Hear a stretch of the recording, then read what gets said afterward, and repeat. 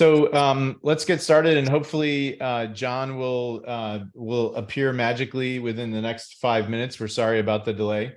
Our panel discussion today is entitled "Reach Codes: A Better Understanding" with Don Weiden, Environmental Commissioner and Reach Code Subcommittee member for the City of Los Altos, and John Lerch, who's owner-operator of Lerch Construction in Palo Alto.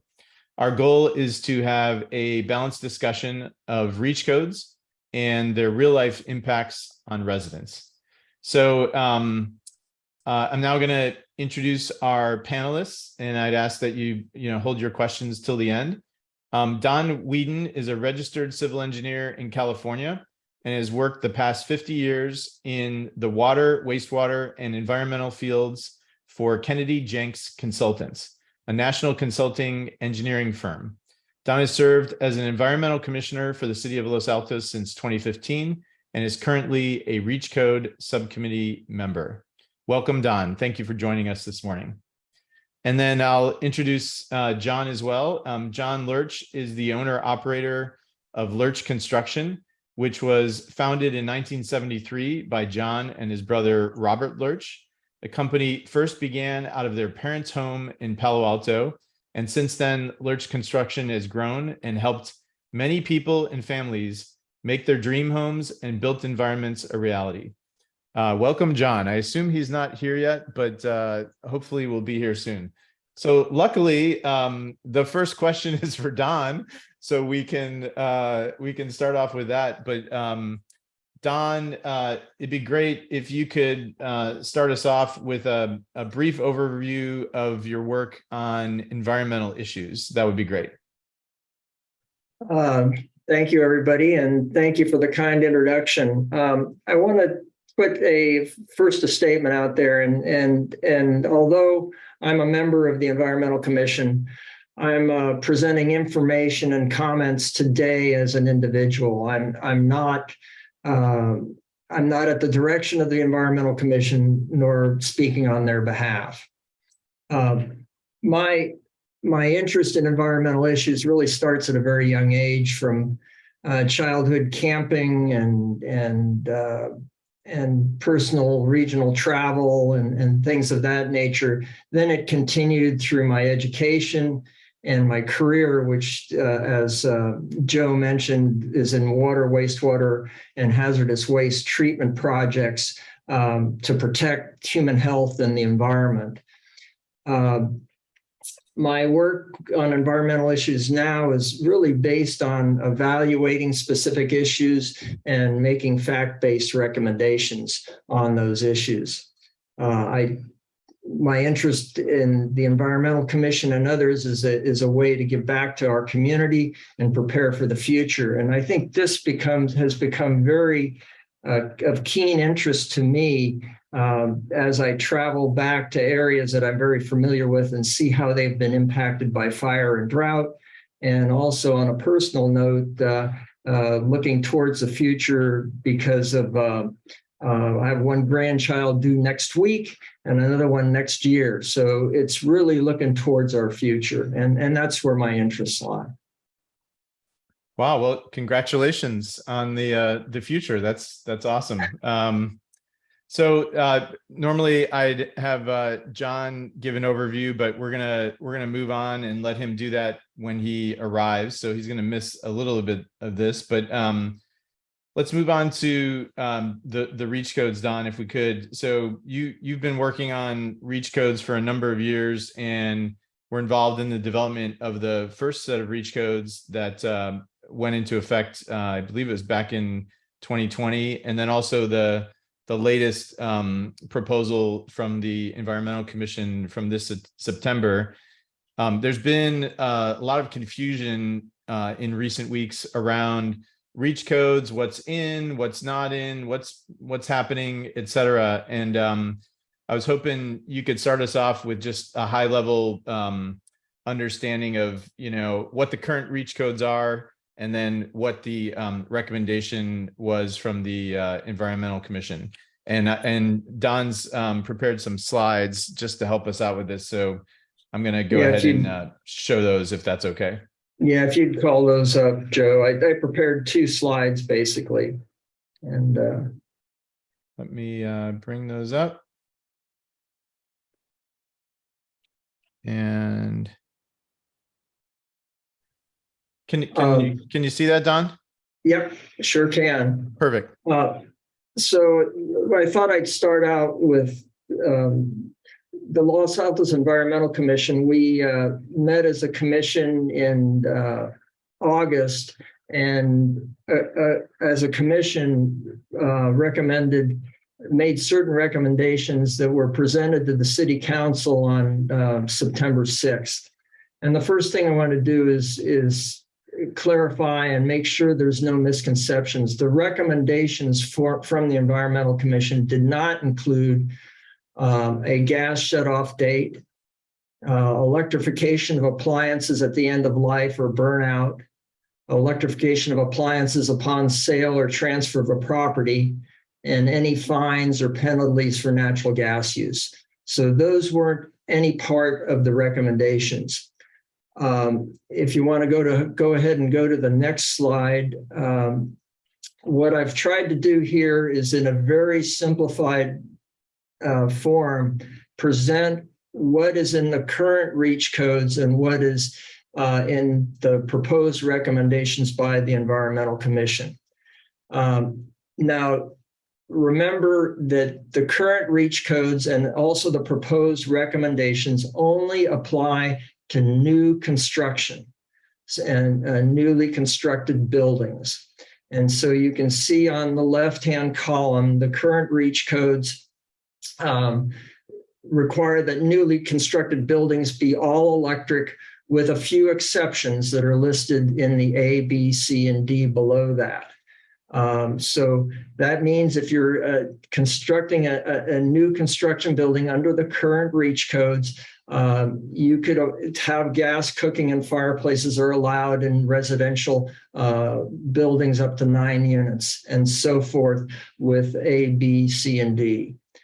You can compare that with what the Environmental Commission's recommendations are, which was to generally follow the Bay Area model REACH codes, which is a model code that's been developed by several agencies and put forward for consideration by cities within the Bay Area. And that recommendation is that newly constructed buildings would be all electric, and it would include buildings where greater than 50% of the structure is modified. So if your project includes a building where more than 50% of the structure is being modified, then the proposed recommendations would apply to you. It is important to note that in both cases, the current REACH in the current REACH code and the new REACH code, it doesn't apply to alterations, renovations, or tenant improvements, with the one exception that the new proposal would, if you're altering more than 50% of the building, then it would apply. So Don, can I just for the sake of clarity, because there's been so much confusion about it today by law, you know, if I needed to replace my gas stove, I could do that. That's part of the, you know, it's not new construction if you're replacing an appliance, whatever it might be. And on the right, in the you know, proposed recommendations, you would also be able to do that because it's not a newly constructed building, and presumably if you're replacing the stove, you're not altering 50% of the structure. Do I have that right? That's correct. Okay, that's correct. So it's new buildings. Single family homes kind of have some exemptions today for up to 9 units. I guess if I was building a new apartment building today, it would, you know, and it was greater than 9 units, it'd have some greater restrictions. But even what you guys proposed recently in September does not alter appliance replacement.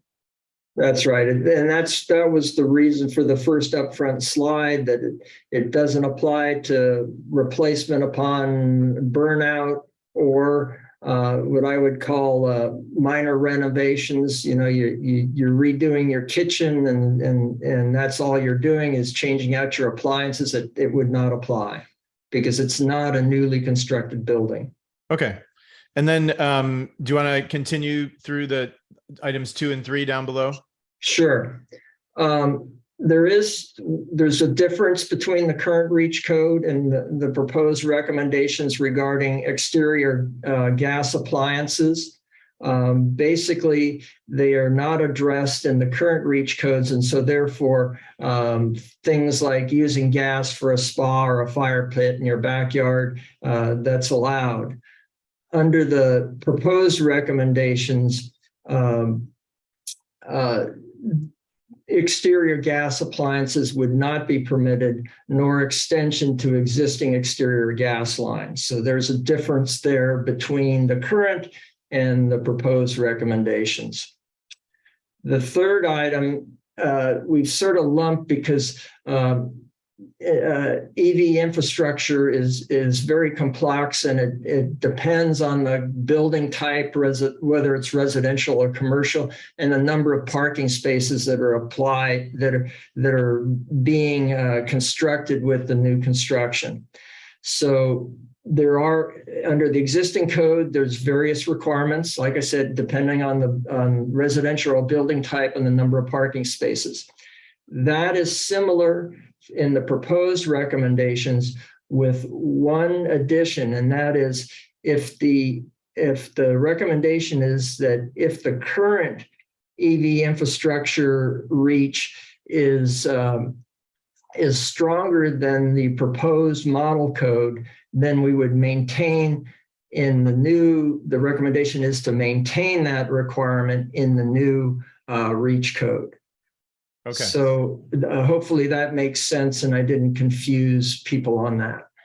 No, I think it makes sense. I think, you know, the item 2 is the one that you know, I know will be a challenge for some people if you can't move, if this goes through and the council adopts this, where you couldn't have, you know, gas heaters for pools and gas barbecues and gas fire pits. So that could be a little bit of a challenge, but I think everything else is pretty similar. And I think we have a new guest. John, is that you? Might have to unmute.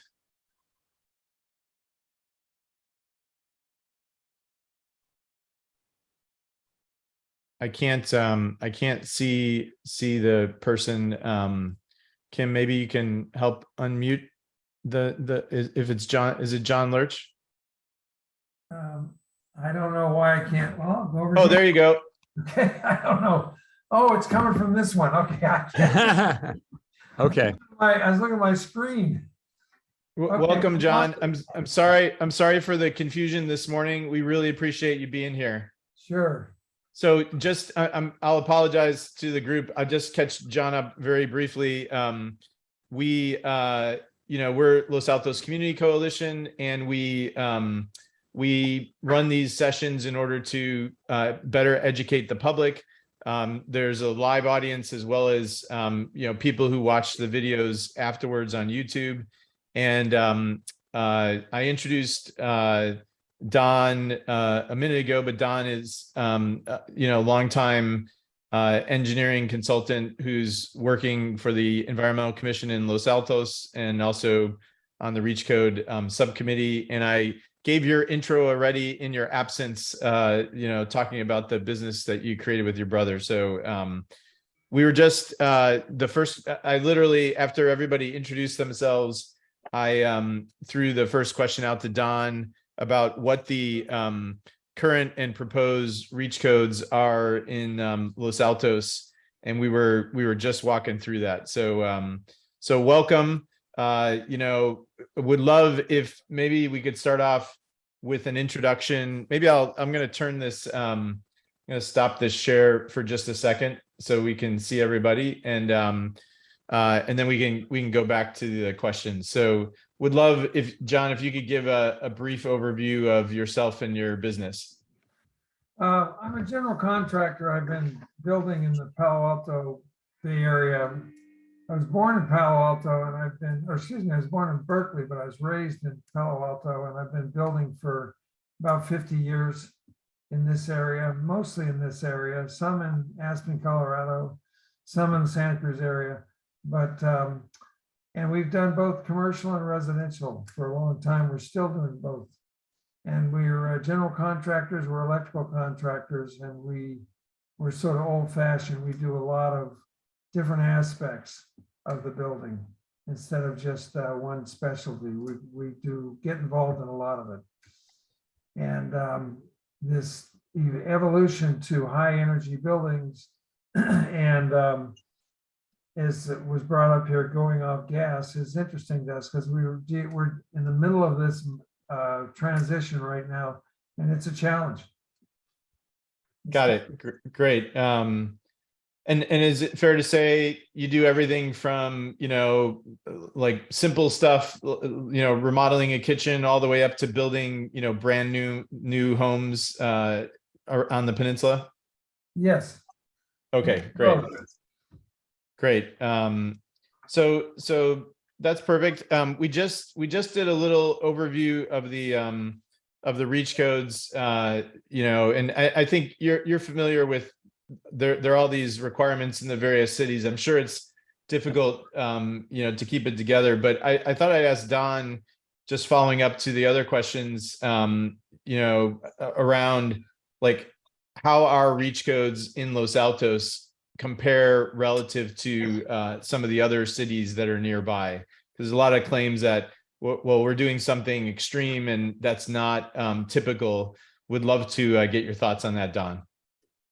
I'm going to ask Joe if you could call up. I pulled a slide off of the Silicon Valley Clean Energy website that I think helps address this, that can help explain. This came off of the Silicon Valley website. Silicon Valley Clean Energy has 13 member agencies. They're shown on the column on the far left. Those are the member agencies, and there are 13 cities. You can see that halfway down, or a little bit better, lower down, is Los Altos. Then where we want to focus is the far right-hand columns, the four on the right. But if we don't look at the last one, if we look at the three that are titled building reach codes, these are the reach codes that apply to new construction and what has been adopted by the member agencies on the current cycle. So these are the current codes. And if you work from left to right on those three columns, it's the first one is a basic electric, encourage electric. Then the middle column is where it's mostly electric, and the third column then is all electric. So you can see that the member agencies, the 13 member agencies, half of them have already selected all electric options, and you can see that Los Altos is sort of in the middle of the pack with four other that's mostly electric. And then there's two agencies that are encourage electric, and one that did not, Gilroy, which did not adopt any reach code under the current cycle. So all this would expire December 31st of this year. So now all of these agencies are now looking at reach codes for the new cycle, which is the subject of what the recommendations from the Environmental Commission were. And I do have information that as of now, 6 of the member agencies have the first reading of an ordinance in October, an ordinance being for the new reach codes, and 6 agencies will have the first reading of reach codes in November. And if you remember, if an ordinance, it takes 2 readings, the first reading and then the second reading. The only agency that has not scheduled a first reading of an ordinance is the city of Los Altos. The second reading is already scheduled for better than half of the member agencies. And some of the other ones just haven't or don't schedule the second reading until after the first. But I can say from my knowledge of what I hear from other agencies doing, they're being more aggressive than, and certainly in the all electric camp, and some are even considering perhaps going beyond all electric and including some things that impact renovations of less than 50% of a building. So a lot of the considerations in the ordinances, or what I expect to see in the new ordinances, are even more strict all electric provisions. That's great. And when Don sent this over this week, it's a little bit of an eye chart, but the thing that helped me the most was to ignore this last column because it's the electric vehicle stuff. And if you just look at these three, Los Altos, which is down here, is pretty squarely in the middle in terms of the, how electric are the reach codes, and then the right column is just summarizing some of the EV stuff. So hopefully that helps clear up a little bit. I just know there's been a ton of confusion about this stuff, and really great summary, Don. Thank you for sharing that. The one last thing is these are just for the member agencies of Silicon Valley Clean Energy. And within Santa Clara County, there's other cities such as Palo Alto, Santa Clara, and San Jose, which have their own, and they're fairly aggressive. And then there's other agencies throughout the Bay Area that are also considering reach codes and have them in place. Got it. Great. I'm going to stop sharing this now. And so John, unfortunately, you didn't have the advantage of hearing about the, exactly what was being proposed, but I wanted to get your reaction. You've been building houses and other things for 50 years. Would love to get your high level reaction to what's happening with reach codes and electrification in general. In the case of Los Altos, what is currently in place and what is being proposed is, for new construction going all electric. For existing, structures, you can still replace gas appliances, et cetera. But would love to get your take just on what you're seeing both in Los Altos as well as other neighboring cities. Yeah, well, it's depends on the customer and depends on the project. Some people are all in, all ready to go, and you have to go through some of the ramifications of it. I have customers who absolutely love to cook with gas. They don't want to give up their gas stove. They don't want to do an induction cooktop, and that's sort of a minor part, but that is something I run into a lot. In terms of more significant things, I would say that you have to tell somebody we're going to have to upgrade. We're going to have to open up your walls and rewire your house for this stuff. We're going to have to likely change your sub panel from 100 to 200, and the one we're doing right now, it's going to a 400 amp sub panel, and the consequences of that as they relate to PG&E. PG&E is finding that this is happening enough to where they're having to change their transformers. And it's one thing for me to present my cost in terms of what you have to do within your house. It's another thing when PG&E starts saying, oh, we're going to change the transformer, break out your pocketbook. It's going to be a lot of money and time. In one case, in this house we're finishing in Mountain View, PG&E changing their transformer is just 6 months, 7 months. It's a big deal. And the only other comment I would make is that with this other home we're doing, if you're talking about cooking or heating the house, those sort of heat pump systems that we have for water heater, for heating a house, very impressive. when they start talking about heating their jacuzzi or their swimming pool, you got to definitely do some adjustment in your attitude, because if you have you don't want to heat a swimming pool all week, or you don't want to heat your jacuzzi all week because you only use it on a Friday, and you want to get them in on Friday afternoon and turn on that electric heater, you're going to be disappointed. It just doesn't have the BTU output that a gas heater would. So we're having to adjust expectations on that. The one customer I have in Los Altos Hills has 2 jacuzzis and a swimming pool, and thinks that I can drop an electric heater on there that's going to make that all perform. I can say, are you kidding me? But Okay. that's the reality of that. And then the EV thing is another big load that is affecting our sub panels, so that they need to be upgraded. People need to understand there's a big cost associated with that.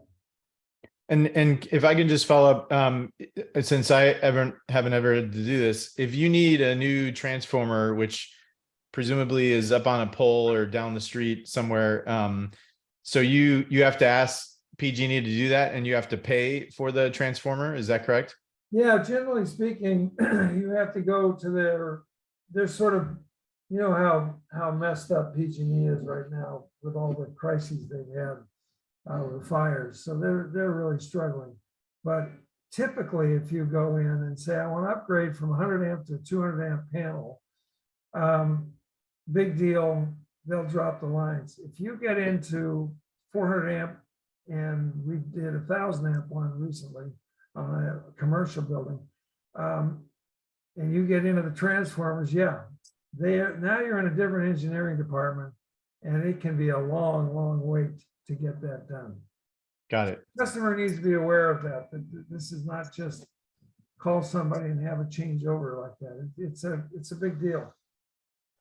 Okay, perfect. Thank you. That's super helpful.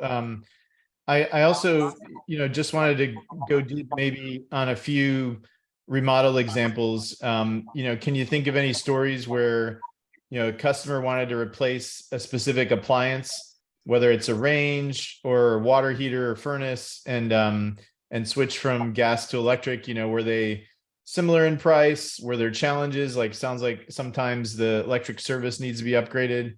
Any anecdotes there that you could share? I would say generally, if you don't demand a tremendous amount of heat right now, like a jacuzzi, the water heaters are great. The heat pump water heaters are very good. And the HVAC systems that we put in. My camera's off. Systems. Oh. Where you're not asking for a tremendous output real fast. Now you've got to pay for that, but I'm a huge fan of those. We've had no problem with that, and the transition has been very smooth. The suppliers are getting better and better. Some of them are really efficient, like Mitsubishi has some very impressive heat pump systems that we're using that work really well. Okay, great. Super helpful. Thank you. So Don, just wanted to come back to you, in the weeks since you appeared before City Council, you got a ton of feedback from residents and builders and all sorts of people. Now that the dust had settled a little bit, would love to get your take on, what you would say to residents who are concerned about losing their gas cooktop, or, the cost of a heat pump or water heater or a furnace or whatever else. Do you have any advice at this point? No, it really at some of those questions, because each building, and we're talking about residents here as well as commercial buildings, each building possesses some unique challenges. And I think John can attest to that. But there are a lot of new things being developed that can help spread the load in the house, so it may prevent necessarily upgrading that panel and things like that, with potential selective switches from if you won't be able to charge, you don't charge your car while you're drying your clothes and things like that, or smarter panels. And I think the technologies will develop as this change occurs, and so therefore it'll help level out the load, because a lot of what we hear is that it'll put an undue demand on the grid, and that the grid just can't handle. And that's true if everything switches immediately today, but this is a transition, not a specific event. And maybe John has some additional comments on that. Yeah, John, if you've used any of those, it'd be great to hear it. Well, I agree with him. One of the problems that we run into, I'm sure all you guys know, is this: when you put in these HVAC systems, there's a lock rotor start current, the soft load when these motors start up, and the amperage just jumps sky high. And that can cause all kinds of problems in terms of designing your panel design. Well, they have these soft start switches that you put on now that prevent that lock rotor amperage kicking in when you first turn on these units. And they really flatten things out. They allow us to, for a panel to not get overloaded in that instance. And then the smart systems that you're talking about, where you use the EV and your dryer doesn't run that, we're just beginning to hear about those. I'm sure they're coming, but I don't know that much about those. I know that we're putting massive photovoltaic systems in with batteries, and that whole system is getting more and more expansive. The only problems that I've seen at this point is that customers will get the idea that these charged batteries can do wonders, and they can't. At least not the batteries we're putting in. They're great for backup, but if you think you're going to go at 9 o'clock at night when the sun's down and these 3 batteries on your wall are going to heat your pool, you're kidding yourself.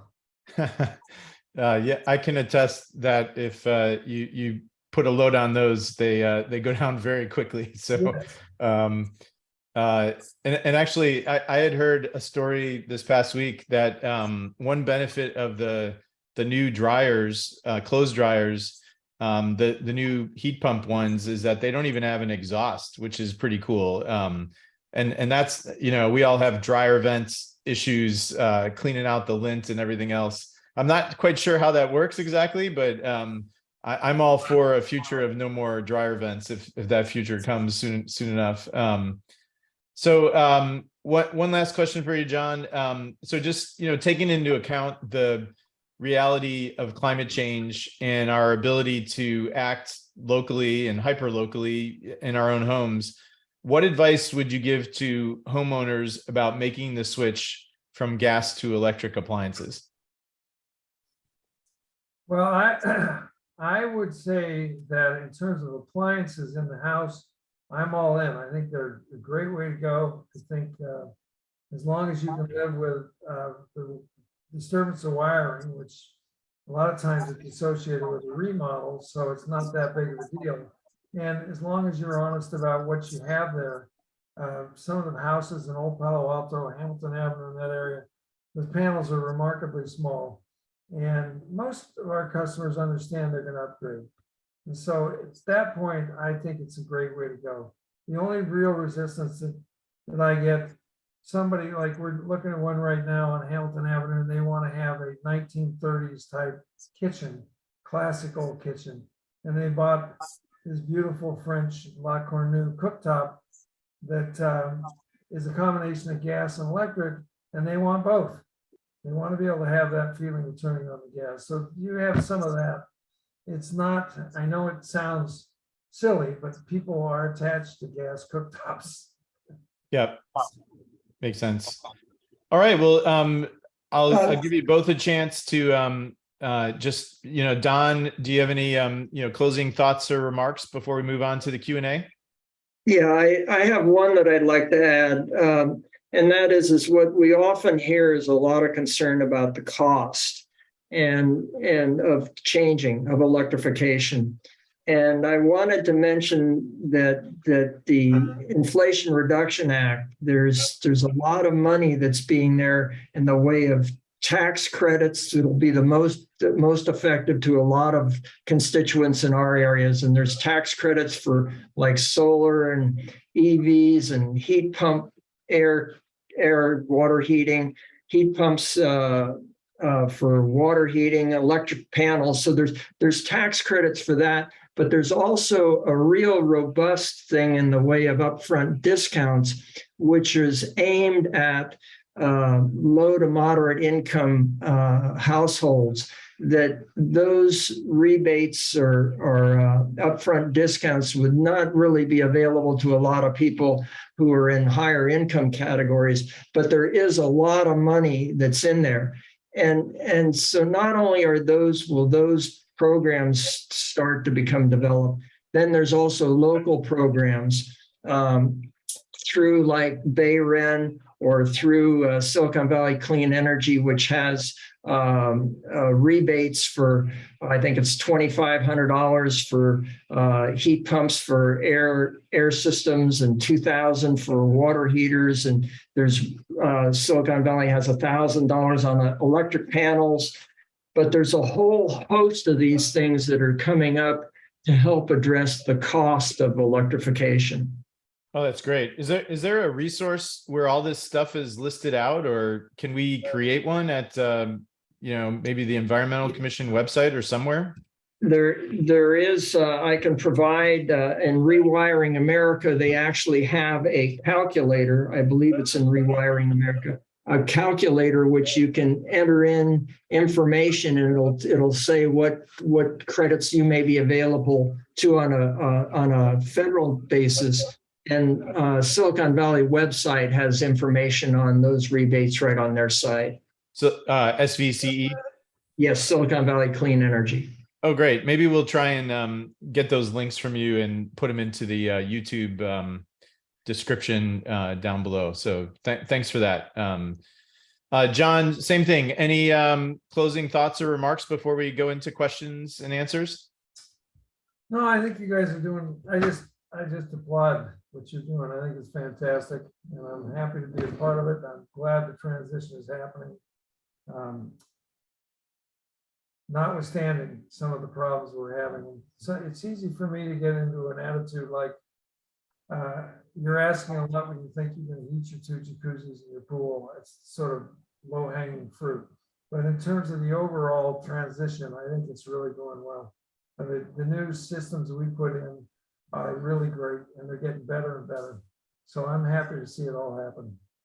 Well, I won't put you on the spot and ask why someone might need 2 jacuzzis, but that's the question on all of our minds right now. But we don't want to get you in trouble with the client, so we'll skip over that. Exactly. Got my eyes rolling.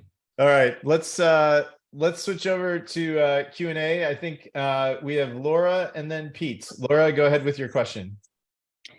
So I know you said in the beginning, no editorializing, so stop me if this is inappropriate, but I just wanted to add on as somebody who's been working on this, some information, if that's okay. If it's brief, please. Okay. So I just wanted to, in addition to what Don was saying about the availability of incentives to electrify, especially existing appliances, there's been a lot of consternation about that. And I think the approach that, Los Altos and our surrounding communities are taking for existing building and appliance electrification has been connecting residents with resources and helping when they choose to do so, that they have those incentives and resources as opposed to having that be a requirement.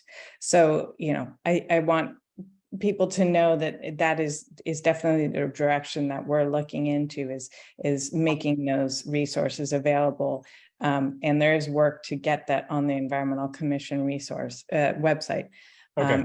I would add one other resource to that is the BayREN website is also a good resource. Great. Did you also have a question or just That's it. Okay, thank you. Pete, go ahead. Need to unmute. Oh, sorry, Pete. I hit the ask to unmute button. There we go. All right. I think I'm unmuted now. Everybody can hear me. Yep. First, for the benefit of folks that may not be watching now, but might watch later, just wanted to point out that reach codes, the word reach means you're reaching slightly beyond the state building code, and that we are going in 3-year cycles with the state building code. And so we'll have multiple reach code cycles. And I believe from talking to a number of different folks that there are certain market benefits to being one small step of ahead of the state code. So perhaps perhaps the panelists might discuss what the trajectory is going to be for the state code, and a lot of that can be seen from the California Air Resources Board and things that have already been publicized. So many of the policies that we are not yet implementing may well be implemented, or probably almost certainly will be implemented by the state over a certain period of time. So if you could just talk about, that path that the state already has us on, and then also the notion that by being one step ahead of the state, we have economic benefit in our market. And by that, I mean, once the state code changes, if we've already gotten to that point, then our vendors, our products, our trades people, our builders, and our residents are already adapted to that new market condition. Don or John, either of you want to take that one? I guess that falls a little bit more in a little bit of speculating where the state is going. And Pete, I think, phrased it pretty well, that the state is on a path, and the overall goals of reducing greenhouse gas emissions is set that trajectory for large goals. But what helps the communities such as ours and Silicon Valley Clean Energy, Peninsula Clean Energy, and others, would really help set that trajectory so it moves quicker at the state level, is communities reaching beyond, because that gives more ability to the state to advance a little bit quicker. So that's very important, that what happens at the local level can push the state level quicker. And that's what we want to do. But at the state level, there are several things going on. For example, the Air Board is considering banning the sale of gas appliances. I think the year is 2035 or 2030 in phases. And they're already discussing that, but it hasn't been enacted yet that I know of. But I think it's something that is coming. It's just a matter of how quickly it comes. And the point here is that by communities reaching, it incentivizes and moves the state quicker in these areas of electrification. Great. John, I don't, do you have something to add to that, or should I move on to the next question? They move on. Okay, thank you, John. All right, Janine, go ahead with your question. Hi, thank you for letting me speak, or letting me ask a question. I have two questions, but I'll ask one first, and if we run out of time, I can pass on the second. Okay. To do with the chart, the Los Altos Reach Codes chart, on the right column, number 2, the second line down where it talks about exterior gas appliances. And on the reach code, where the current ones allowed the gas appliances, exterior gas appliances, pool, spa, fire pit. The new reach code says no exterior gas appliances are allowed and no extension of exterior gas lines. My question is this: on the right side for the new reach codes, does that require immediate retrofitting of existing pools, spas, or fire pits? Or is this only if you're installing new ones, or if you're doing some proportional level of remodel on the existing things that you have? And Janine, at the beginning, we said we're going to have people ask one question and then come back around if there's time. So Don, do you want to take that one? I think I put up the slides again. Hopefully you guys can see it. Yeah, it's new construction. So it doesn't, if you have an existing fire pit outside, it's not gonna, it's not gonna have you remove that. It's if you want to put a gas fire pit in outside, then that would apply. So it's new construction. And it doesn't include something like your exterior gas appliance needs to be repaired or something like that. So it doesn't have repairs or renovations. It's only new construction. Great, and we'll come back. If you want to raise your hand again, Janine, we'll try to get you at the end. Larry, would you like to ask your question? Yes. This is to the Environmental Commission.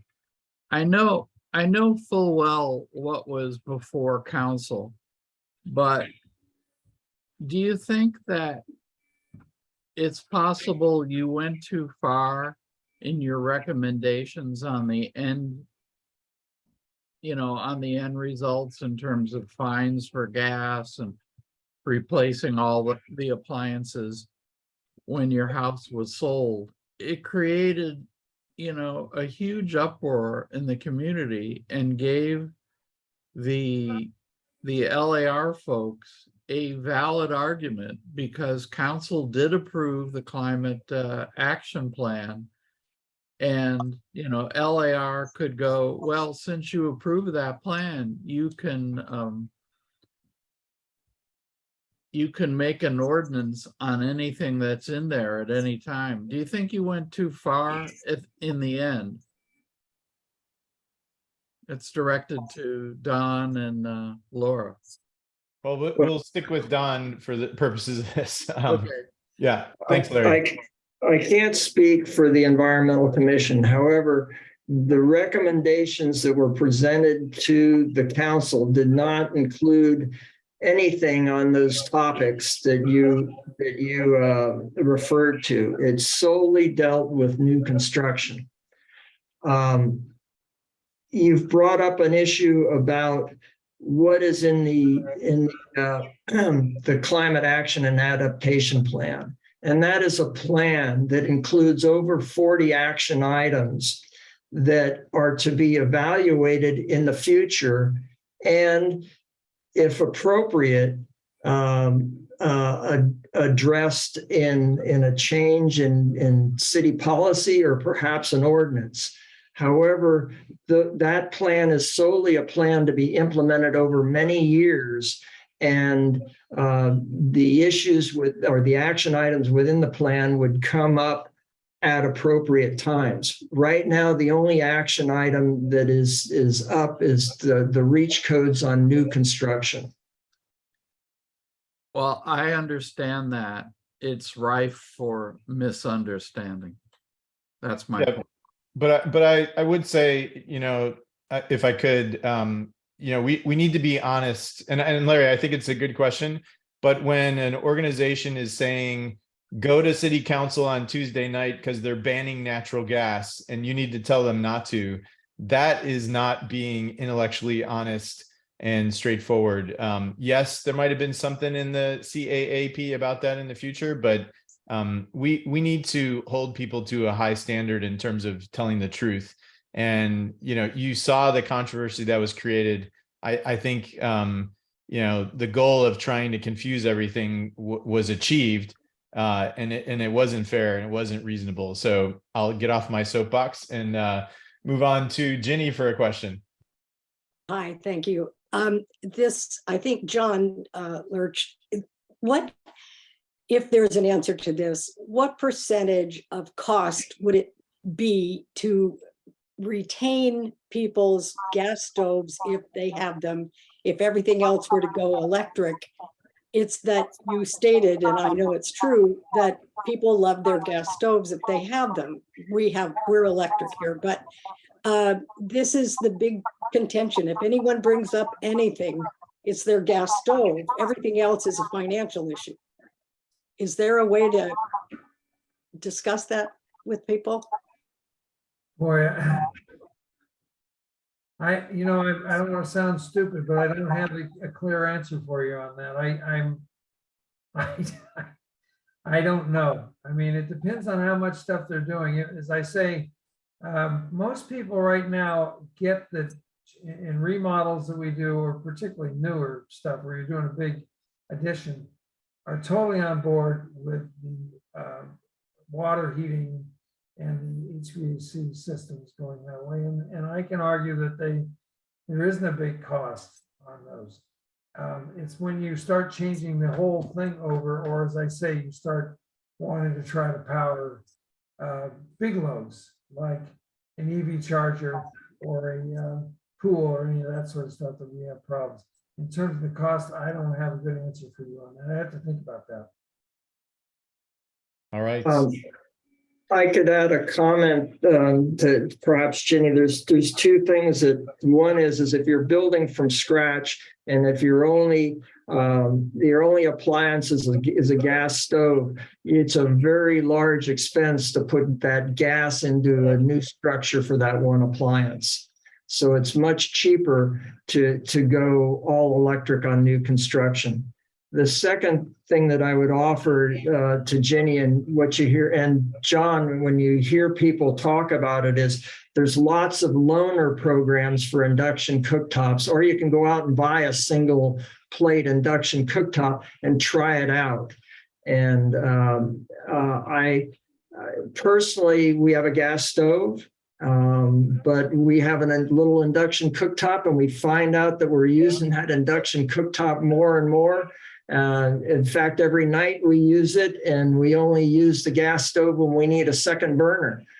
Because frankly, personally, I like the temperature control and the health considerations of not burning the gas in my house. So try it out, and there's lots of loaner programs available on it, or rebates to buy, like I say, a portable cooktop to give it a go. Yeah, the induction cooktops are popular. People like them. The other thing that we're seeing sometimes on the outside, if somebody wants to have their barbecue out there, they'll do a propane tank. They'll get a propane tank and address those issues that way, instead of having to have an electric barbecue out there. Yep. And pellet stoves, pellet barbecues are becoming real popular too. Very effective. You can get different flavored pellets. My son just got one and he absolutely loves it. So that's another way around the gas. All right. Well, we're almost at time. Janine, last question, if you could. Okay, real quickly. So I had a situation personally, and I'm going to ask, what happened to me, and if we would be under the REACH codes, how would this work? So I had a tiny house on a large lot, and I wanted to build a separate abode because I needed a second bathroom. I needed, the functions that my tiny house didn't have. And under the current codes, because it was going to be greater than 50% of my current abode, I was going to be, and it was separate, but I was going to be forced to upgrade my original house up to code. And it was a very big house. And so as a result, I couldn't go through with the project because I couldn't afford that. So in the case of a new construction being greater than 50%, which this was, but it is separate, do the REACH codes apply that the original abode has to now be totally upgraded to current code? Or are there exceptions for things like tiny houses on large lots, or a separate building where the original abode is not being touched? Are there any exceptions in the REACH code that deal with these practicalities? Because this happens a lot in Los Altos. We have a tiny house on a very big lot. Don, do you know the code well enough on that one? You're asking some very interesting questions that are specific to an individual project. But I will say that in general, if you are modifying your house to more than 50%, it would be considered new construction. If you're building a totally separate building like an ADU, you leave your current house and you're adding an ADU, that ADU must meet the REACH code. And that would be under the current REACH code, or if the recommendations are accepted by the council and a new REACH code along the lines of the recommendation are made, then that would also apply there. So I don't have a favorable answer for you. There are some exceptions in that, but I'm not sure that they would apply. And since I'm not really a code expert, I think you'd have to get to the specific details with the department at the city.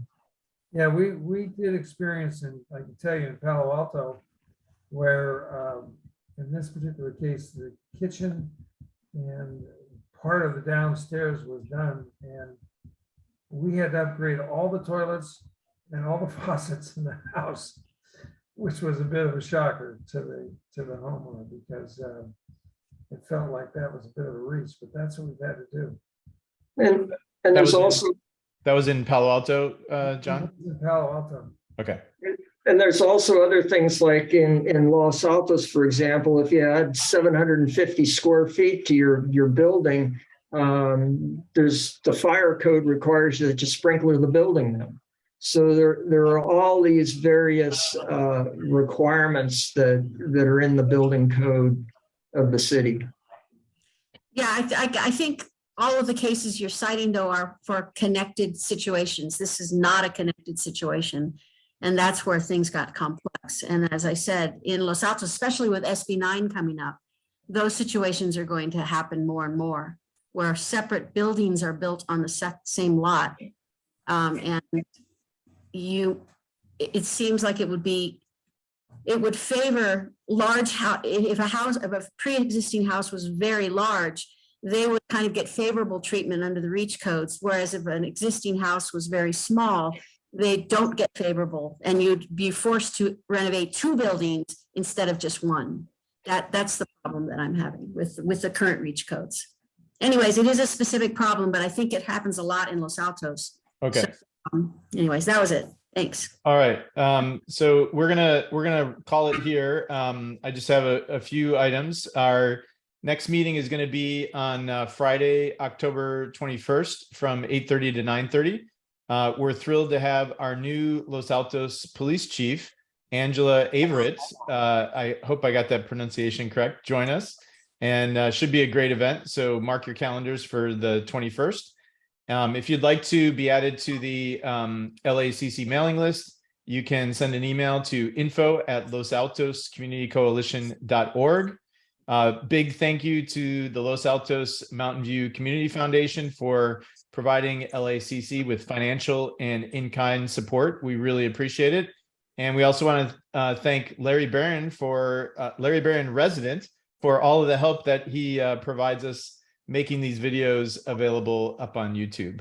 Don and John, this was a really great discussion. I think we got down into some good detail and helped to clarify some things, and we're going to make sure to promote this all over the city. So thank you so much for joining us today, and we will see everybody at the next meeting. Have a great Friday and a great weekend.